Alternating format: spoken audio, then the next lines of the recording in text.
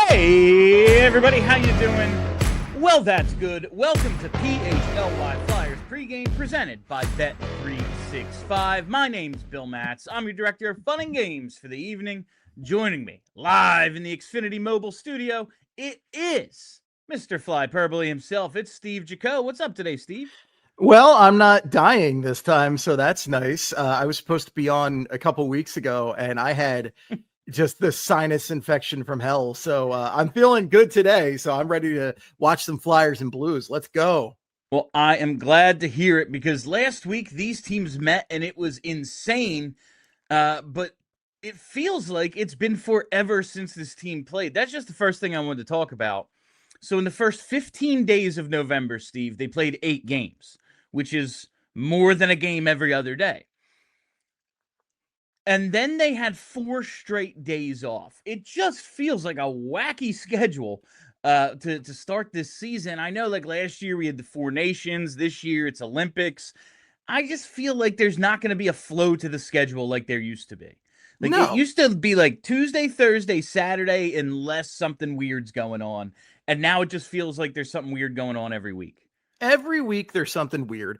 It's crazy to me. I haven't been on the show in like 2 weeks because like I was doing it so regularly for the first like month and a half of the season. I'm like, what the? I felt like I haven't done a post game in forever. So it's nice to be back. I was actually out. I went out with a few of my buddies at Broad Street Hockey to a local South Philly bar and watched that Blues game. And what a damn good time that was to get out and watch a hockey game like that. And just hooting and hollering. I think the bartenders were cracking up because of us.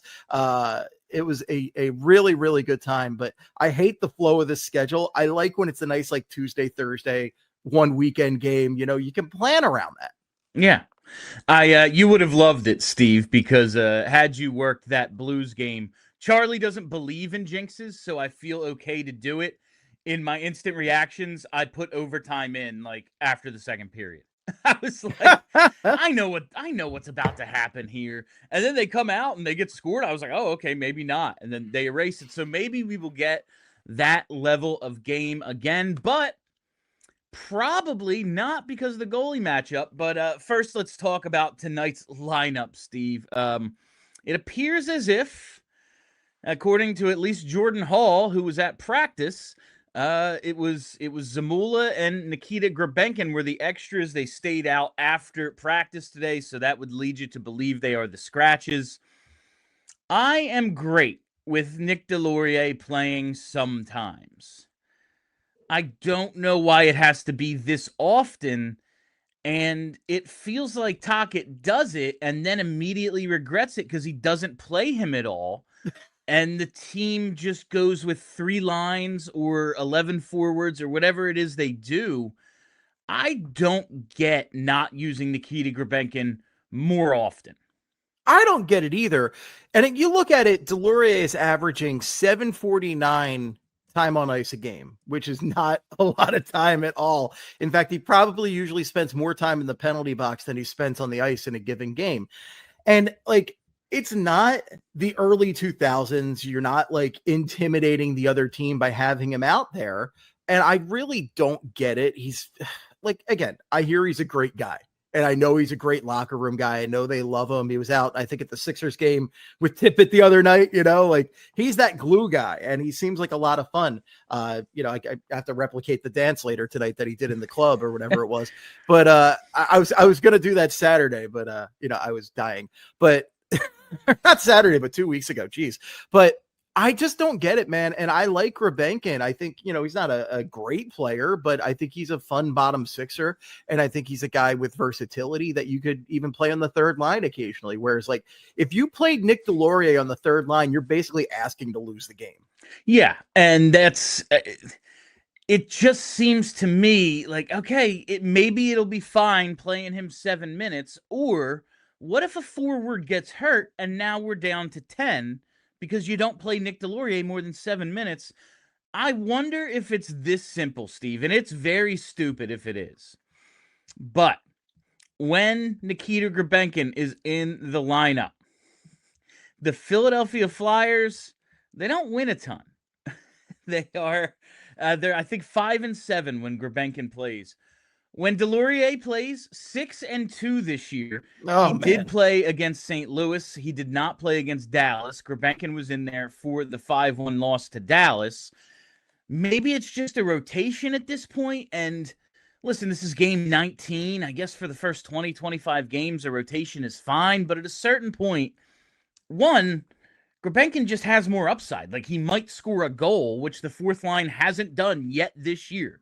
They have not accounted for a single goal. Also, I know this year's more about learning to win and turning the corner than it is like developing individuals, maybe.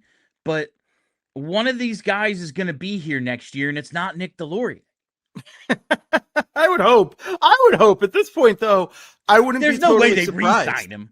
I mean, they're playing him every other night right now, Bill. It's crazy to me. And if you look at the shot totals on the team, Nick Delorier, the only guys he has tied or more shots than are Jacob Gaucher, Adam Ginning, Jet Luchenko, and Carl Grundstrom.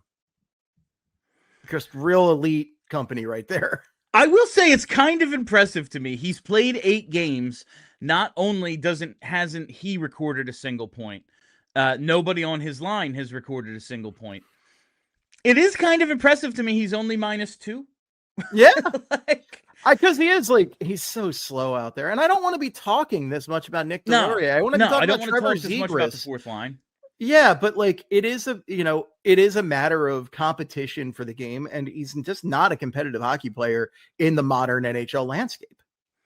And I do think that you could have, if you want to make the case that he's been doing well defensively for them, he's only -2, and listen, they haven't scored, so it's not going terrible when he's out there, I guess. If you want to make that case, okay. I might accept it with some teams to have just a fourth line grind line that has a heavyweight on it. This team can't score. And you were just in a 5-5 game with this team last week that you're up against. So, chances are you might need some offense again. And I find this to be a little odd. All right, the rest of the lineup as we check out the projected lines. This is what Charlie gave us from practice yesterday, I believe. It is Coots between Michkov and Brink. It is Cates between Forster and TK. That is right. That line has been split up. Brink is with Coots and Michkov. TK replaces him with Cates and Forster. And then the line that went absolutely nuts the last time these teams met, Dvorak centering Zegras and Owen Tippett. I want to see this group. I'm interested. We do, however, have a leftover mailbag question from yesterday I want to get to with some interesting lines. But first, what are your thoughts on breaking up the Cates Forster Brink line? I think it had to happen eventually. I love the line, but number one, you haven't seen the level of offensive production that you really had from them in the first handful of games. Yeah. And for that reason alone, I think it's worth breaking up just because you want to see. The other thing is you have 3 talented guys. And you want to see how they work with other guys? Because you also, if you're thinking about the future of the club, you have to make some hard decisions at some point on who's going to play where, who's going to be, your top line wingers moving forward. Bobby Brink, I think, is one of your most intriguing cases. And if Bobby Brink hopes to be a top 6 winger on this team in the future, which is a big if considering the guys they have in the pipeline. There's only so many spots. You got to see if he can work on a line like this. And I really like Michkov, Couturier, and Brink. We've seen a little bit of this here and there, and I think they've worked well together because you have 2 very offensively creative players in Brink and Michkov. And then Coots, he does what Dvorak's been doing all year, which is that adult in the room dad role where he's just going in and he's taking care of business, right? He's taking care of the defense. Yeah, and we talked about that Dvorak line some on the show, I think yesterday. We had 3 straight 4 p.m. shows, which is like unheard of during the season. It was, yeah, so we did a mailbag yesterday because I was out of ideas. But Zegras, A long season, Dvorak, Bill. Tippett, it does feel like that line has the complementary thing down that the other ones will try to find. But I do like breaking up the Cates Forster Brink line because, like you said, they gone a little cold, so if not now, when? There's no law that says in a week they can't get back together. There's nothing stopping that. And like for a while, the line juggling, it was like, all right, they're kind of juggling the lines, but really only with 6 guys, not 9, because there was like, okay, well, this is the set and forget line, unless like there was the 4 games there that Forster missed, so you had to move some things around. But then you don't have the advantage of like, well, we want to see Tyson Forster with some guys. He's out hurt. So I like that for just the getting to get a look and see how they look with other players. Because like you said, yeah, they're probably not going to stay together their entire careers. Like No. some of these wingers at some point are going to have to go, or prospects have to be moved. Whatever it is, this team has holes. They have a ton of wingers. You have to find out who's actually going to be here. This is a good way to do it. Forster, Cates, TK. I kind of wanted to see all 3 of them separated, like just to see. But it's he'll stay with Cates, and listen, it makes sense because Cates is one of their. He's basically their best center at this point, I guess, despite not being able to win a faceoff. So we'll see. We'll see if maybe that can get TK going a little bit, because I know he's got some points. He just still doesn't quite feel like TK yet. I think he was starting to get there a few games ago, and now we'll see if he can keep it moving. He's second. He's actually second on the team in points right now. I know. 14 and 18 is pretty good. But yeah, I hear you. He's not like stirring the pot like he has in the past. He's not kind of a menace out there for opposing teams. So I would like to see that. And I think this is a good line for him to really kind of showcase. Maybe he can break out a little bit offensively because while Travis Konechny has come leaps and bounds defensively from where he was pre-John Tortorella, he's still probably the weakest defensive player of the 3 on that line. So maybe that opens him up to do a little bit more offensively. I think that'd be a lot of fun. And we saw the results of this Dvorak, Zegras, and Tippett line. And I just love how they all fit together because, again, you have the defensive guy in Dvorak. Tippett is just, as we know, so fast. And if he can actually shoot the dang puck on net, he can score. And I mean, Zegras has just been a master of passing this entire season. Some of the best passing I think I've seen in Flyers history. We were talking about this line, and what I like about it is like Dvorak is your straight ahead F1 in on the forecheck, doing the dirty work kind of guy. And he has the added bonus of being decent at playing center, which is something this team needs. Zegras has the playmaking and everything, but when the calendar flipped from October to November, there was a little bit of a drop in the production. I think he has 7 points in 8 games or something, which is still, I'll absolutely take it, but it wasn't quite what the magic of the October that we were seeing. His stick handling, his playmaking, you need a little time and space out there. Well, who creates that for you? A dude who's super freaking fast to Owen Tippett. If the defense has to back off to account for his speed, suddenly he can utilize that vision and stick handling a little bit better. I just think they complement each other very well. So I am looking forward to seeing how well these guys continue to do together, as much as we all want to see Michkov and Zegras united at some point. But that brings us to a leftover mailbag question I wanted to get to yesterday. We ran out of time, but since we're talking about the lineup, and we don't really have any news other than what's happening tonight, I wanted to run this by you from a listener named Hugo. Hugo asked, what do you think about these line combinations? And then he lays it out. Zegras centering Forster and Michkov. Dvorak centering Brink and Konechny. Coots with Tippett and a recalled or called up Bump and Alex Bump. And then it's Cates as your 4C with Grabenkin and Hathaway. I don't know if I like the Cates as the 4C there. because that kind of feels like a waste of Cates' talent. I think Cates has been one of your most reliable players as far as playing the center position outside of the faceoffs, because he can actually do that defensive role. He can put up some offense. I really don't like that aspect of it. The rest of it I'm kind of into. Zegras, Forrester, Michkov is a super risky line as far as I'm concerned. Like, Forrester's great defensively, but I really love what I've seen from Trevor Zegras. I still do not trust him to do the defensive aspects of the center position. Yeah, I think he can do it some of the time, but there's just going to be lapses. And I know Tyson Forster is a very good defensive forward, but there's just only so much you can do. Like, as the one guy, as the left winger on this line, maybe he'd be the right winger, and we'd have both he and Michkov, or maybe you'd have Michkov, like both of them playing their actual onside for the first time in a while, because Forster has to play the left a lot with Brink. I wouldn't hate it. It seems to me more like something I'd want to see on the power play, perhaps. But I just don't know. They just don't trust Zegras yet to play the center ice position. Maybe for offensive zone faceoffs or something, changing on the fly when you already have the forecheck going. It's the right group of talent. I just don't know if it's developed enough to like handle the load that you would expect from them. And then the Cates thing on the fourth line, like, I know we've talked like, well, what if they could just roll 4 lines? Well, at a certain point you can't.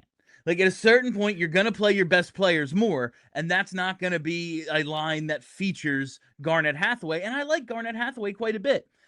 You need Cates in your top 9, if not your top 6 right now. He is your top center in terms of matchups, in terms of consistent production thus far.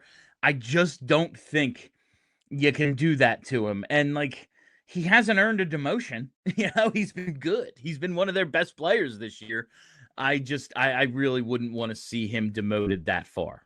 If anything, I would prefer to see him flipped with Dvorak there. Where I was going to say Coots, just because Dvorak's been like consistently productive, and I don't know if Couturier has it like game in, game out. There are games he's really good, and there are games he's just like, did he even play tonight? But I like, maybe he or Dvorak could kind of flip flop. I don't know, but yeah, it just you can't have Cates feels on the like line. there's not a great answer, I think, for especially the way to formulate the top 9. I think I like it how it is tonight. You know, I'm interested. I'm hoping it works out, because I think that third line is really, really good. They were so good in that game against the Blues the other day. I forget what the combined point total they had was, but just, you know, the chemistry really worked. The way that they all did their roles really worked so well. And I like what I've seen from Michkov, Couturier, and Brink when they played together, just because this lets Couturier kind of focus more on the defensive aspects that he excels in so much. And Michkov and Brink can cook some really interesting stuff together. And I know Michkov had a nice 3-game goal streak, and he's gone quiet for a couple games since. I'd love to see him get back on that streak, because he was looking like his old self for a little bit there. Yeah, absolutely. We got to hit the break, but first I just want to ask you, so you watched that last Blues game out in the bar with some of the guys from BSH. Trevor Zegras gets that penalty shot. Binnington stops him. What's the reaction? Okay, so when Zegras got the penalty shot, my Flyperbole co-host Ryan Quigley goes, "This game's over. It's over. Call it. It's done." And then he goes up and he doesn't get it. And it's like, God damn it. OT penalty shot for the hat trick, stopped by one of the worst goalies in hockey this year. And then it was quite personal in the shootout when he did get the chance to beat him. All right. With that, I have to tell you about our presenting sponsor.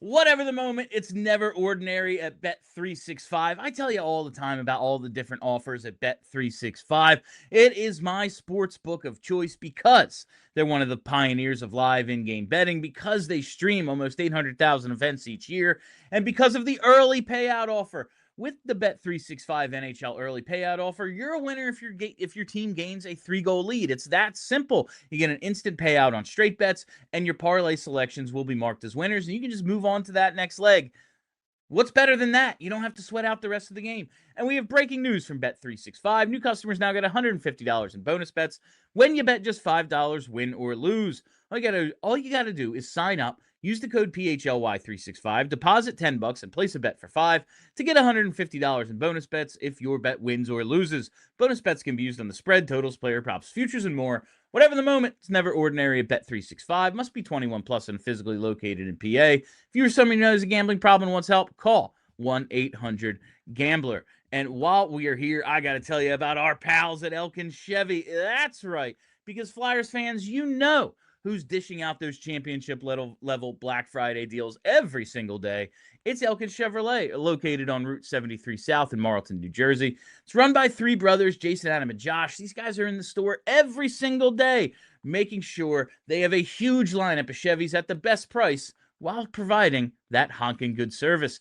There's no missed shots, no drama, just real brothers running a local business and backing every Black Friday sales deal like it's the championship game. So if you're in the market for a new Chevy, make your next move to Elkin Chevrolet. Real brothers, real deals, and a whole lot of honking good service. Shop now at elkinchevrolet.com. Together, let's drive. All right, little bit of time here left, Steve. Let's get into the goalie tonight. It is going to be Dan Vladar, so perhaps considering the 5 goals allowed by Sam Ersson the last time out. Ooh, there were some stinkers, Bill. There were some stinkers allowed by Sam Ersson in that one. Not all of them were, can't blame the goalie for that. No, there was a lot that was like, yeah, I'd like you to save that. It is going to be Dan Vladar. He's 6-4-1 on the season. Goals against under 2.5, 909 save percentage.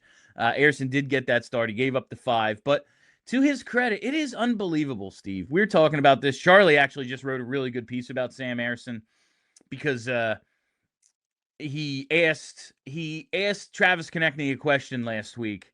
Like, hey, what's it like? Already you've come to, it's just kind of a given. Yeah, Dan Vladar is going to play well.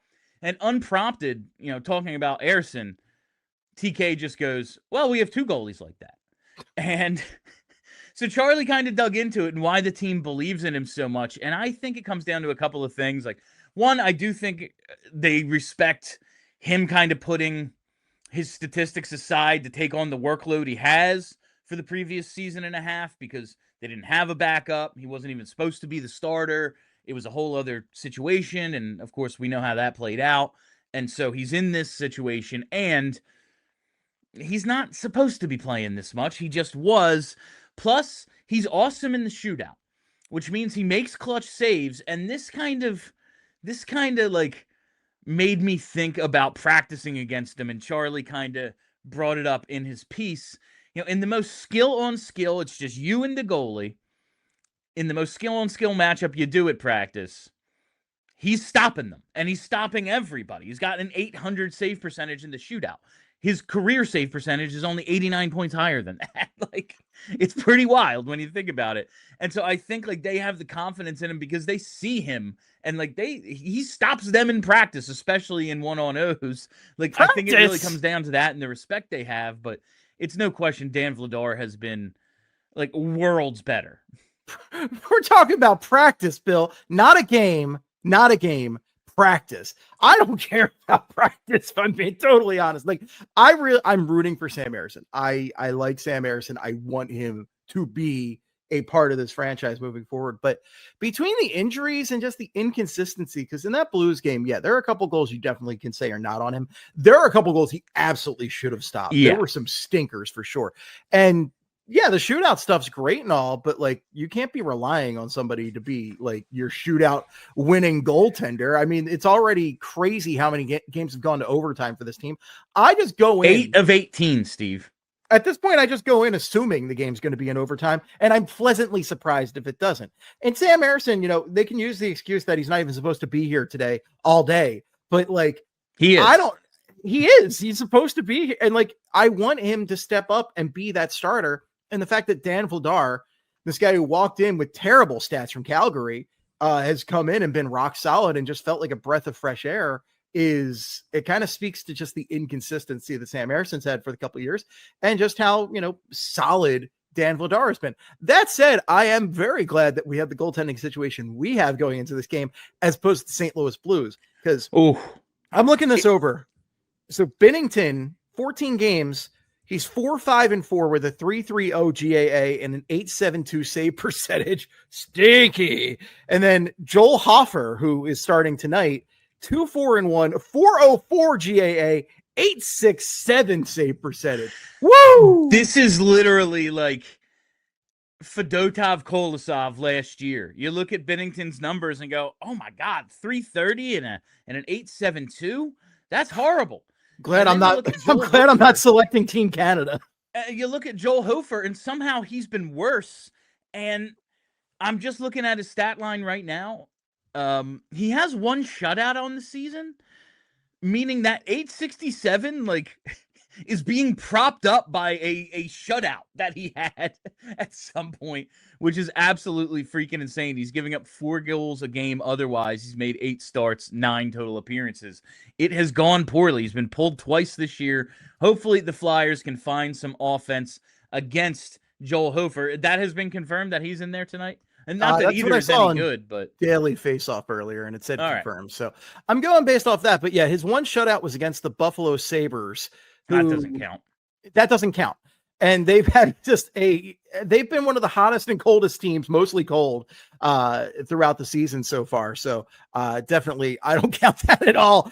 I am expecting the Flyers to put up some points tonight between what they did against St. Louis the other night and just in general, the goaltending stats in this team. I know the Flyers not put up a lot of goals this year. I am really hoping that they can score some dang goals this game. I mean, they came out and then, against Dallas, did what they did, didn't score until the third period. It wasn't a great game. Dallas' offense hasn't been generating a ton this year, but they did get them for 5 goals, an OT breakaway that gets held down for a penalty shot, and then eventually the shootout winner. So, even though the Flyers don't score a ton, I might be looking at that over again tonight. And that brings us to the pregame picks. Here's our Bet365 pregame picks segment. Use code PHLY365 when you sign up. Deposit $10 and place a bet for $5 to get $150 in bonus bets, whether your bet wins or loses. Whatever the moment, it's never ordinary at Bet365. Must be 21 plus an NPA. Gambling problem? Call 1-800-GAMBLER. All right, Steve, we're gonna set this up a little differently because the two we have listed here, those are Steve bets tonight. Let's see. Let's hear what you have. Your first one is Zegras 2+ points at +290. Yeah, I mean, Zegras was just the man in that last Blues game. And the way he played with that line, the way he played with Dvorak throughout the season, I love it. And just given how lousy the Blues have been in net, I'm really thinking Zegras continues with his hotness against the Blues here and has another 2+ point game. So let's go. Let's do it. Why not? He's got a lot of multi-point games this season. They've just had 4 days off, so everyone's rested and ready to go. He has no points in the 2 back ends of back-to-backs this season. So perhaps he needed a little bit of rest. And he absolutely got it. So we're going to go, I like that Zegras 2+ points. Why not? You're getting plus money. It's something that, I think is 50-50 because all things are 50-50, Steve. And then you have Jordan Kyrou, anytime goal +225. He's not even the best Kyrou. He's not, no. I think he's just so mad that the Flyers aren't playing his brother right now that he came out, he had a ton of shots in that game that they last played the Flyers. He had 5 shots in that game. He's tied for the lead in the Blues for the Blues in goals with 6, tied with Jake Neighbors. So yeah, I like Kyrou to, get a goal. I don't think the Blues are going to score a ton tonight because our boy Dan Vladar is in there, the wall over there, the Czech wall, I guess, whatever the heck we're calling him. And yeah, I'm feeling, I actually don't want this one to happen because I'd love for a nice shutout. But if the Blues are going to score, I like Kyrou with the anytime goal at 225. 225, not bad for the guy who leads the Blues in goals, tied with Jake Neighbors. So that's not, I don't think that's a crazy price for an anytime goal there. And you always want that emotional hedge. At least I made a couple of bucks off of Dan Vladar allowing a goal. I like both of those picks. I am going to add the over. The total today is 5.5. It's minus 110 each way. And that's what the total was last time these teams played. And we got to 11, even if it's Dan Vladar in for Ersson, even if Joel Hofer isn't as bad as his numbers have been this year, and there's no reason to think he wouldn't be.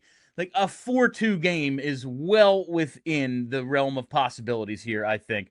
Over 5.5 in this one at minus 110. Absolutely going to be adding that to the pile tonight. Steve, all right, I am looking forward to this one, and that's all the time we have for you on PHLY Flyers postgame, or pregame. No, postgame is after this. Make sure you come back for postgame. Yeah, that's it. That's all the time we have for you on PHLY Flyers pregame. Thank you all for listening. Thank you for hanging out. Make sure you're following us here on YouTube so you can come back and catch our post-game show as soon as this thing goes final. Make sure you're following us on Twitter at PHLY_Flyers. That's where I do all my in-game tweeting.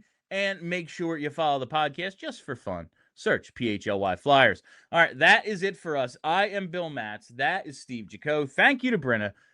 Till post-game, let's go Flyers. We all silly like the mayor.